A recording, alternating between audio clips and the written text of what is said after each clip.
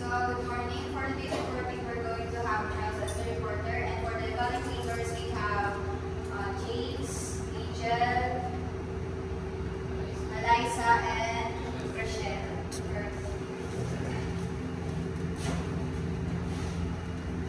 Ako nga pala si Charles Martinez na magulat sa Kabanata 22 siya hanggang sa Kabanata 32. Kabanata 29. Dalawa siya, pinamagahan. Mga tauhan, matandang Piloso Potasio, siya na ang mga nanatili gaya ng dati. Teniente Mayor, Don Filipo, Padre Damaso, Alvarez, mga alkalde. Nagpuan sa simbahan at sa kalye ng San Diego. Mahalagang pangyayari. Ito ang huling araw ng pista, ito sa katunayan ng pista mismo. Dahil dito, inasang talagang hindi ang kasiyahan, inasang maraming makikita kaysa nakalipas na araw. Sinuot ang mga tao ang pinangunod ng nilang damit at lumabas sa kanilang tiraan, nasuot-suot ang kanilang mamahaling alakas. Ang mga sabongero at siguro naman ay mismo dinisplay ang kanilang pang-isang kondado ng mga lalaking botones na variante. Sa si matandang Piloso Potasio lamang ang nananatiling gaya ng dati. Suot-suot ang kamisang sinamayin ng pintig na uri, nakaputones ang gableeg, malapad na sapatos, at maluluwag na sombrero de Petro, kulay ako.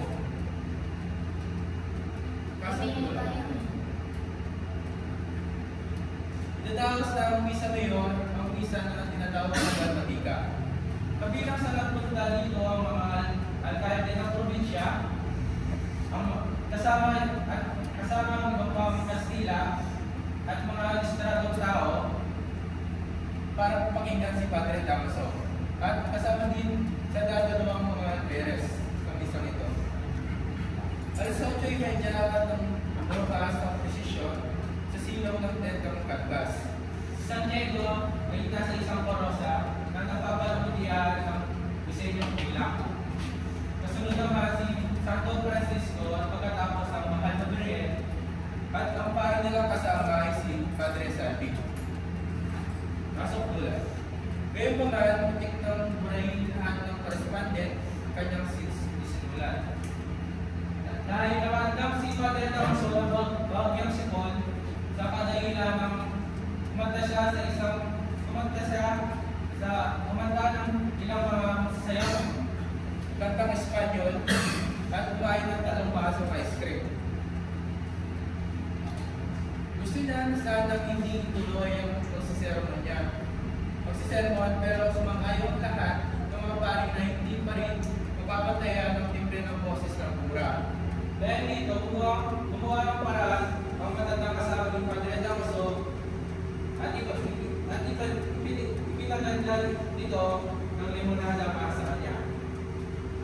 At pinasaya kanyang dibdib at leeg ng mga maipit at ang bahid ng langis. Minom si Padre Damaso ng alak na may ilaw ng mga itlog at hindi nagsalita kumain ng almusal o umaga. Magtulog siyang minom ng gatas, isang tasang tsokolate at 6 na biskuit. At talagang buong loob niya tinapian ng pritong manok at kesong laguna na lagi niyang gustong kainin. Tinapian niya ito dahil sa sinabi ng matandang katulog sa kanya na ang pritong manok at keso ay may asin at mantikang nagkakabugbunga ng pagbubo. Sa kalye, sa ilalim ng bintana, nakatayo ang isang dalagang may atraktibong mukha at nakasuot ng isang mamahaling damit, may buhat ito ang isang bata. Sa kalye ng San Diego, may napansin si Padre Salvi na nakatayo sa bintana na may buhat ito ang isang bata. Ngunit naisip ni Padre Salvi na baka yaya lang naman ito ng isang bata. Dahil ang bata ay napakaputi at kulay pa isang buhok. At ang dalaga naman ay kalimang at may ibang kulay ng buhok. Nang nakita ng bata ang kura, inaabot ng bata ang maliit na kamay sa direksyon ng pari. Tumawa ang tawag hindi nagpapahayag ng kalungkutan at pautahin na sumigaw sa gitna ng maigli sabi ng bata, papa, sabi gano'n. Nung pagkatapos nagsalita ng bata, itinagpan ng dalaga, nanginig ang dalaga at tinagpan nito ng bibig ng bata. At yung bata yung uyak. Kung gani yan, mas malungkot kayo ngayong araw kaysa dati, ang sabi ng tenyente ngayon. Hindi ba ninyo gusto magsaya tayo pamisa-misa dahil marami tayong dapat iyakan? Ang sagot naman ni Manang Bilas ng Tasyo, hindi ibig sabihin na gagawa tayo ng kalokohan dahil gusto natin magsaya. At isa itong walang silsay ng pagpapasasa ng taon. At para sa ang lahat, sabi ni Manang Bilas ng Tasyo. Pero naunawaan ko, ito ang pagpapasasa o ang pagpapasarap para itago ang pagdahin ng lahat. Alam ninyo, nasangayon ako iyong palagay. Sa iyong palagay, ang sagot naman ni Don Filipo na medyo seryoso at medyo nakangiti. Ipinaglaban ko ito, ang sabi niya. Pero ang aking magagawa kung kontra sa Gobernador Isidro at ang pura. Ang sagot naman ni Bilas ng Tasyo, habang papalagay siya kay Don Filipo ang magpitig.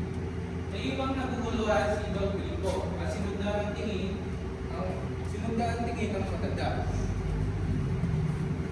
Ang magpitig ang nasa isip ni Don Filipo habang papunta sa simbahan. Ang magpitig, ang sabi niya gano'n. Oo, kung ang posisyon na ito ay isang karangalan, sa halip ng isang mabigat, oo, magbibitiw ako, sabi ni Don Filipo. Aral sa Kabanata 29. Hindi masamang kahit minsan ay magsaya, kahit marami pa tayong pinagdadaan ng problema. Ayon kay Don Filipo, kung marami po tayong dapat iluha, hindi po kaya mapabuti kung hindi muna tayo at magpapaligaya. Yan ang nabanggit niya kay Bilas ng Tasyo.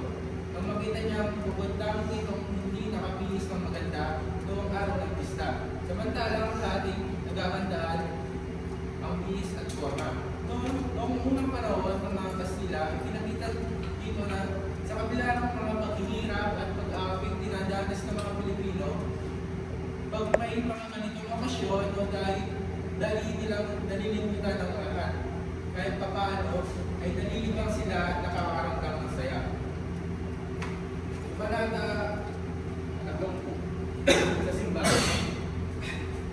Mga tauhan, Matandang Bilas ng Tasyo, mga alkalde, mga napunte, guro ng kapatiran ni San Francisco, Crisostomo Ibarra, Maria Clara, Kapitan Tiago, Padre Salvi, Padre Damaso, Padre Sibila, Padre Manuel Martin. Magkuhan sa simbahan. Malagang pangyayari. Punong-puno ang mga kabilang dulo ng simbahan, pati sa ito ng altar. Nagtutulakan, nagsisiksikan, nagkikita ng mga taong malabas at papasok sa simbahan. Nasa isang sulok si Ibarra, nakulungan si Maria Clara, malapit sa altar mayor, sa isang lugar na galanteng iniserva para sa kanya. Natapos palisin ng mga sakristan ng mga taong naroon, nakaupo si Kapitan Tiago sa mga bangkong itinagda para sa kanya. Nagsimula ang isa, tumayo, ang mga nakaupo, ginising ang mga natutulog, sa pamamagitan ng tunog ng mga pamilya ay ang mabigat na boses ng tulog. Upang kontentong tingin ang binigay ni Padre Salvi, kahit pa kayo itong seryoso. Kasangkulan. Dumaan si Padre Damaso sa gitna ng dalawang karaming tao, nakasunod sa dalawang sakristan at sinundan ng isa pang praile na may dalang-dalang isang malaking turbo. Sandaling nawala ito sa paningin ng tao, habang umakyat sa hagdan papunta sa pulpito. Ang natuon na, inilipot ni Padre Damaso ang kanyang tingin na puno ng tiwala sa kanyang sarili at bubuo ng mabuti.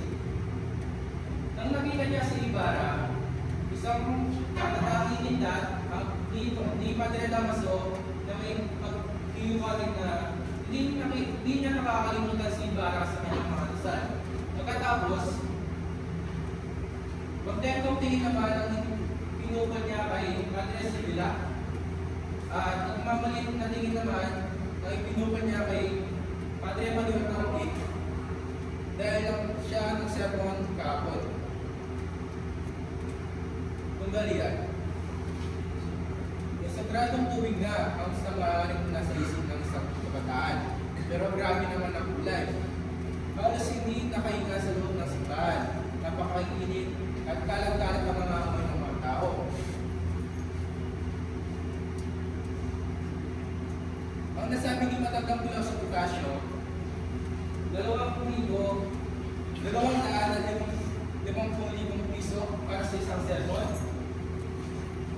Isang tao lang at sa isang sermon lang ang sabi niya.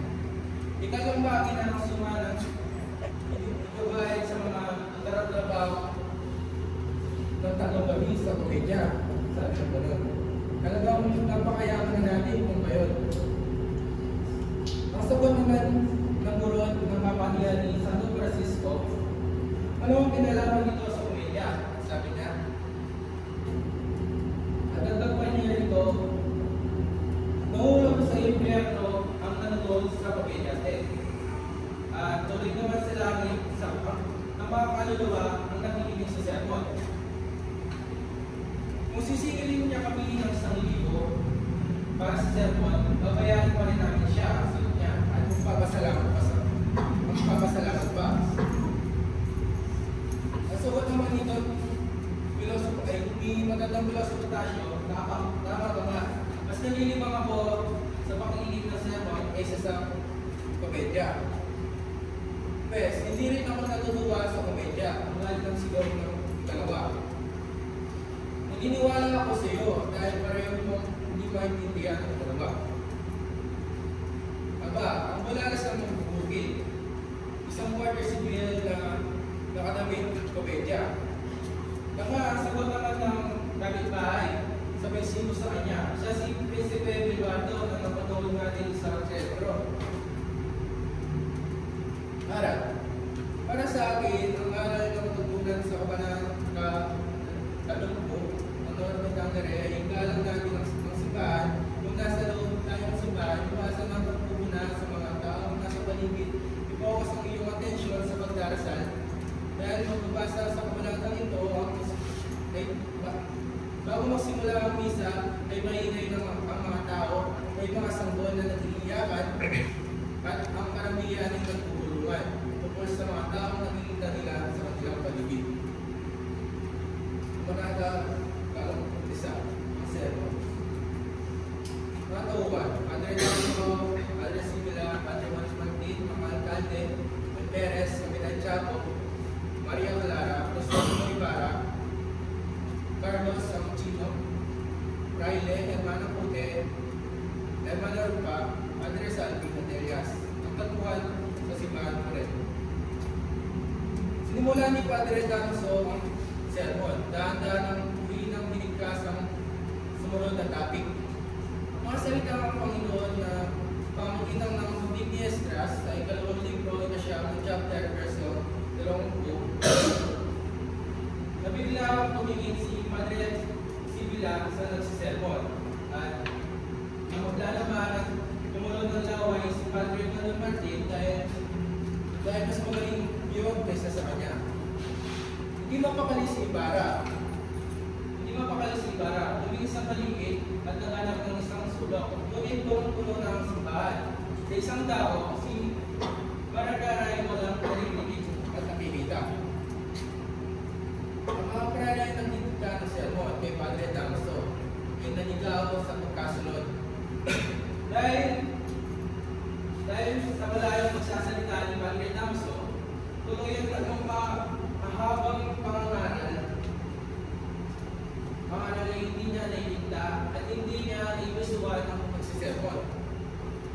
Sa ikalawang bagay ng sermon o kaya pinigkas sa Tagalog, wala kaming nakuha kundi ang ilang mga tala. Sinermon nito ni Padre Damaso ng walang paghahanda. Hindi hindi dahil sa mas marunong siya ng Tagalog, hindi dahil siya sa paniniwala niya na walang alam sa sining ng mga Pilipinong taga-probinsya. Kaya hindi natatakot magkamali. Baba ang kanyang palagay sa mga Kastila dahil maaaring may nakakaalam sa kanyang tuntunin sa pag-ibig-bigkas at mayroong maaaring nakapag-aral. Kagaya lamang ng akademya yun. Kaya tinama niya kayong magkakamali, sinulat na kanyang sermon, nag-memorya pagkatapos, at nag-practice siya ng ilang araw bago dumating ang oras ng pagtatakal. At nagpatuloy pa rin tungkol sa paksang ito. Sa pangaral ng may palaging oras, pilit na agad habang natuyo mo na si Bayakara sa pagkakanto. Pasok bulan. Ang mga nakikinig maging si Kapitan Tiago mismo ay uminuting nagwika. At si Bayakara hindi nakikinig si Sermon dahil alam niya na malapit na lang si Ibarra sa kanya at ito ang iniisip niya habang nagpabaypay ng kape dito. Nagkaroon ng kaba ng dibdib si Padre Damaso dahil meron siya nakalimutan sa kanyang sermon at ang salitang kalakok. Sinumulan niya ang bahagi ng Tagalog ng sermon na manan kapatir kon Kristiyano na sinundan ng maraming parirarang hindi maintindihan. Tinutukoy dito ang isang kaluluwa, isang impyerno, at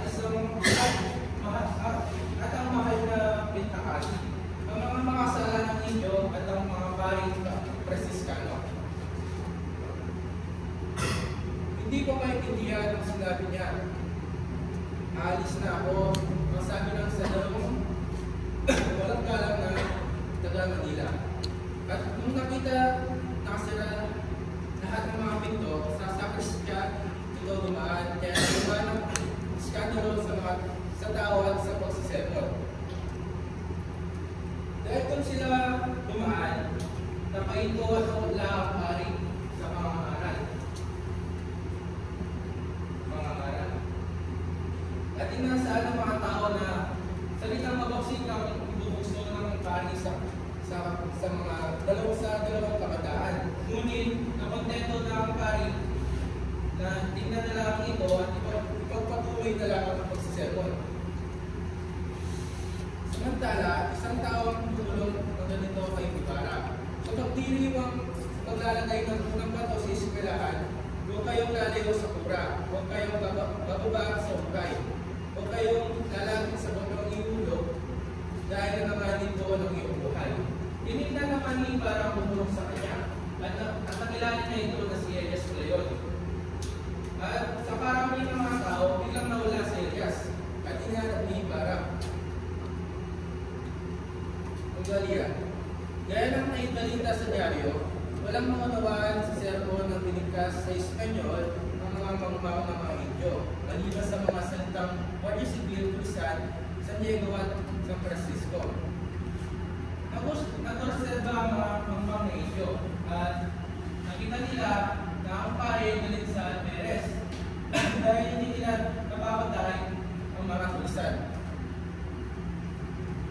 Dahil marami sa inyo ang nakakalimot dito gaya ng mga protestante o mga ere na hindi nagalang ang mga ministro ng Diyos ng mga Chino, pero kayo ay nakokandena at magiging karamihan ito para sa inyo mga sinumpang tao. Kasabot naman ng Chino si Carlos, ano yan, Padre Damaso, ang sabi niya gano'n.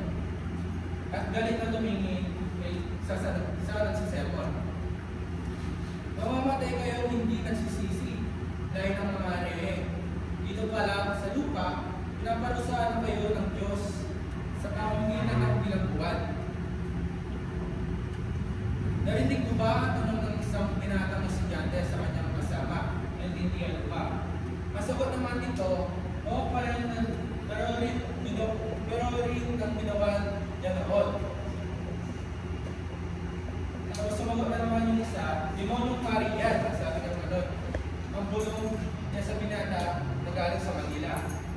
Tumihimik ka sa buka pa ng isda, baka marinig ka niya. Marinig ka lang kanyang mga babae. Sa isang tao naman, may inasikaso si Hermano Puti sa isang lalaking natabi ang nakatulog ng pagkakaupo at nagpakasubsob sa kanya sa pagkakayo at nalupot ang kanyang amigo dahil dito. Dahil dito, inalis niya ang amigo at inising ng paano ang nasasabi ng tutulog. Ang sabi ng Hermano Puti, lumayas ka, ikaw ang tulog. Demonyo, hayop, aso, kondem niya ito, sabi ni Hermano Puti. Nagkagulo ang mga nakikinig na pahinto sa magsasalita, magsisermon, at ilang beses na nakasumpaw sa kasimanong pagpito dahil sa galit at pahintuin ng bulok. Nung tumigil na si Hermano Puti, binabaan kanyang pabiyaan ng krus ng ilang beses at nainig itong lungkot. Sabi naman ng pari, ang bunga na ng galit ng pari na nagtupi ng mga kamay kasabay ang pagtilig ng ulo at ng patuloy. Dagdag pa niya dito, yan ba napapala ko sa buong pangangaral ko sa sermon, sa simbahan? Tapos nawawalan niya sa akin niya, sabi ng pare, dito ba kayo nag-away sa bahay ng kasalan? At nagsasabing at sumasabi ng mga malapit ng bagay, sabi ng pare. Aral. Ang aral sa kabalatang ito ay ang lahat ng tao ay pantay-pantay sa mata ng Diyos, kaya ang simbahan ay dapat buksan sa lahat. Kaya ang anong mahirap, ang mga patama ni Padre Damaso sa mga tao sa loob ng simbahan, sa pagpapakita ng kanyang sermon, pinagpapakita lamang na hindi niya pantay na pagtingin sa mga tao. Laging tandaan ng karapatan ng mamamayan, mayaman at mahirap sa loob ng simbahan na kahit dasalan ay pantay-pantay at walang dapat na ipagkaiba. Sa balata 2, ang kapriya. Pauwan, Doruan na labot madilaw, doon sa Tolentino, Resource mo Ibarra, mula sa Puntasio, Elias, ang alkalde, mga private. Kapitan Tiago, Alperes, Padre Salvis, Senior Escribiano, Maria Clara, ang tapuan sa San Diego, na naganapang pinapagawa ni Ibarra ang isang bahay kasalan, ay isang bahay paaralan. Malagang pangyayari. Mupad sa kanyang salita ang taong madilaw na hindi isang simpleng kapriya ang kanyang ginawa sa ibabaw ng hukay sa gamitin para may baba ang malaking bloke ng bato na gamitin din ang pundasyon sa hukay. Hindi lang ito isang ang nais ninyormal. Ang kapriya ay isang makinarya o dekorasyon, pero ito ay isang pinakamalaking at impresibong pagdekorasyon. Sa mga pwestong nakita natin kahapon, okupado ng maestro de eskwela at ng kanyang mga estudyante, isang masagana at marangyang mapunan ang inaanda. Nakita ng mga magulang ng mga estudyante na kumakain sila sa mga kagaya kung saan kumakain ng mga alkalde sa mga lamesang may puting maten. Marinig na pala sa malayo ang pagtugdaw ng kanta. At nataranta dito ang tao Manilaw at tinignan kung tama ba ang nagawa niyang pundasyon. Kasama dumating ng banda ng ang alkalde, ang mga opisyal ng munisipyo, ang mga fraile, nagpan kay Padre Damaso. At ang mga empleyado ng Espanyol, kausap ni Ibarra, ang alkalde na naging matalim na niyang kaibigan, simula purihin niya ang mga karangalan at trabaho ng alkalde na nakakabit sa itong informe. Ang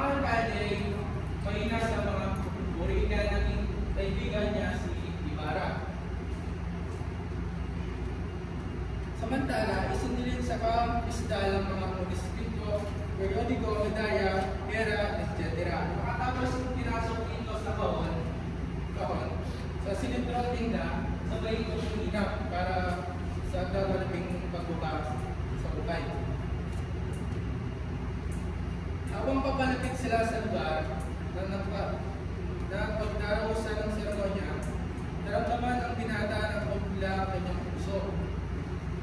Iisip na nakatingin siya sa kaibang andamyo, nakita niya ang lalaking madilaw, kamagalang siyang binati at sandaling siyang tinitigan.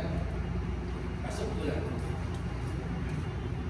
Mga senyor, tapos ng pag-aalala at sulilit mabuti ang mga bagay na natagpuan sa ilalim ng ating lupain, walang pangambang maiugnay natin ng mga naturang bagay sa isang panahon parang ayaw ang pag-ugali.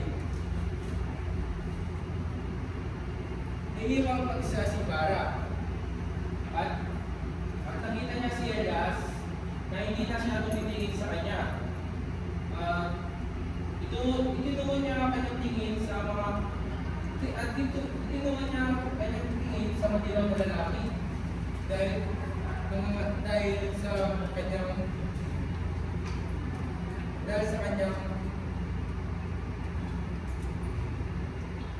sa sinabi ni Elias. Bilang narinig ang isang napakalakas na kabundok. Nagsikalasan ang mga tablet ng nakapit sa kabriya at umuga ang mga matatabang kahoy. Tumaas ang makapal ng alikabok. At sabay ang mga sigaw ng mga tao na naroon. Sa totoo nga, lalaking madilaw ang kanyang bangkay na nakabalak sa isang ay dinala sa tribunal. Ang sabi naman ng filosofotasyo, masamang umpisa yan, sabi ng ganun. Tunggalian. Tingnan ninyo ang sabi ng lalaking madilaw habang pinapahinto ng Marene Obra. Tingnan ninyo, Norman. May ibaba ko, may itataas ko sa pamamagitan ng aking lakas, mabigat na ito. Ang tanong naman ni Norman, sino ang nagturo sa inyo? Sabi naman ng madilaw na lalaki, ang aking ama, ang imaw kong ama. At umiti ang madilaw na lalaki, pero isang kakaibang paraan.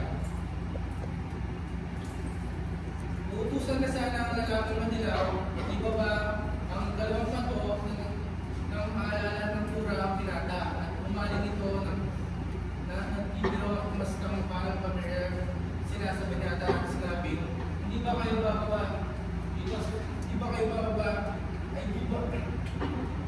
ang maglalagay ng iyong talatanda, Senyor Ibarra? Ang sagot naman ni Ibarra, para naman akong kumain sa sarili kong luto, sabi ng ganun. Bakubara kayo. Ang sabi ng alkalde na marami lang ang binata. At sinabi niya na kapag hindi siya bumaba, sasabihin niya sa mga trabahador na hindi idadaos ang seremonya hanggang sa hindi madadaos ang seremonya hanggang sa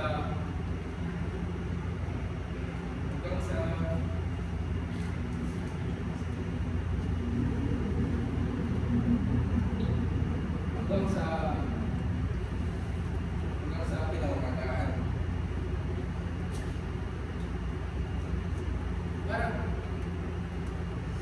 Sa harap ng isang napakatiratlang banda, napilitang sumunod si Ibarra. Matapos lumilis na sulkan ni Ibarra bago makasabit sa itaas at pagkatapos kay Elias na sa lalaking madilaw, sinabi niya yung medyo nangihinig ang boses kay Juan. Bigyan niyo na ako ng balitada at iyanap niyo ako ng bagong kusara. Sabi niya gano'n. Sino ang patay? Buhay pa ba? Ang tanong ng alkalde. Kaso ang Maestro de Obras, ang unang nasabi niya na ng alkalde. At isipin na lamang na ilang sandali bago nangyari iyon, nandoon ako ang sabi ng isa sa mga empleyado kay Ibarra. So sinabi ko, ang naging huli, kung ako ang naging huli, Jesus.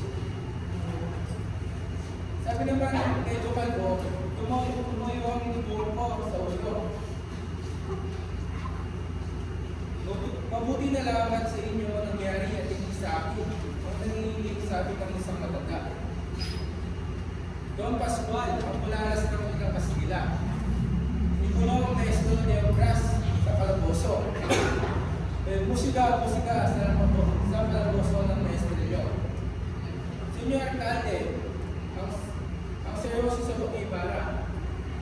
Kung hindi mabubuhay kung ang kasiyahan ay hindi mabubuhay ang patay, dapat huwag muna ikulong ang padre, ang maestro de Leon, sabi ni Ibarra. O sige, pero hindi na siya pwede magkamali ulit. Umikot ang lahat ng klaseng komento. Aral. Ang aral na matutunan sa kabalatang ito ay masama ang magiging dahil sa bandang huli para ito pa ang mapahama. Galing tumulong sa kapwa, lalo na alam mo ang taong iyon tutulungan ay mayroong mabuting kalooban. Kahang mga pinakita ni Elias na tinulungan niya si Ibarra sa bingit ng kamatayan. Dahil alam niya si Ibarra ay dapat tulungan dahil ito ay mayroong mabuting kalooban. Pangkalat ng impresyon. Mula sa kabalata 29 hanggang sa kabalata 32, ito ay isang kwento na ginawa ni Rizal na naglalagawan kung paano namuhay ang mga Pilipino noon sa ilalim ng pamumuno ng mga Kastila. Sa kabalata 20, nagpapakita dito kung paano nila magandaan ang pista sa San Diego. Dahil si matandang Filosofo Stasio na nanatili kaya ng dati. Sa kabanata 31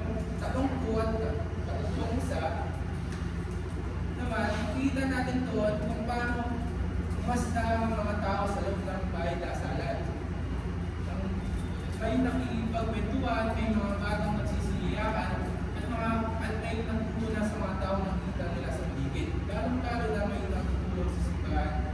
Ang masasabi ko dito, hindi magandang halimbawa ito sa simbahan dahil ito ay bahay dasalan at hindi ito pala kayo palarapan. Sa Kabanata 32, nakikita natin dito na si Ibarra ay may mabuting kalooban para sa mga mamamayan sa San Diego dahil sa pagpapatayo niya ng eskwelahan na para sa mga bata. Ngunit sa kasamang palad, may nangyaring hindi inaasahan. May gustong magiganti kay Ibarra, pero sa kagustuhan niyang magiganti, siya pa ang napahamak sa ginawa niyang patibong para kay Ibarra. Self-reflection. Ang akda ni Dr. Cesar na ibigay yung mga leksyon, umuulat sa ating mga mababasa na napakaraming bagay sapagkat sinasalamin nito ang realidad ng buhay, lalo na ng noong panahon tayo nasa ilalim ng pananakot ng mga Kastila. Isa sa aking mga nawari ay ang pagkakahinitulad ng panahon noon sa ngayon. Na kung saan ay hiligan sa pagkipagkwentuhan na minsan nagdadala ng away sa ating pagitan, ay tila hindi nagbabago kundi lalo pang nagpapatuloy kung kaya't maging sa mga plataforma ng mga mababang teknolohiya, lagi itong namumuna. Napasin ko rin kung paano nagtutugma ang ating tugon sa pagkainip sa mga nangyayari tulad ng habang sermon ng kaparian sa isang misa. Sa buong buhay ko, pagsisimba, naranasan ko hindi ng pagkainip o pagkaataw sa isang sermon ng pari. Higit sa lahat, ang paghiganti sa mga nakakaaway ng iyon tila ay napaka-natural na lamang gagawin ng iba. Kung noon ay katagong ganti ang ginagawa ng mga tao, ngayon naman, kulang na lang inagtalan na sa buong mundo ang kanilang away.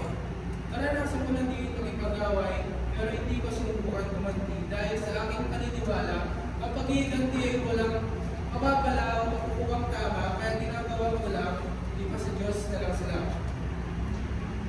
Ang mga ganitong bagay nagbibigay sa akin ng kalinawan na nagbago ba ng panahon, walad ba ng muri ng ating pamumuhay, mula sa paggamit ng purong at papel, tungo sa digital na pamamaraan, yung ating mga kaugalian sa nakaraan na hindi namamalayang patuloy pa rin ay sasabuhay sa kasalukuyan.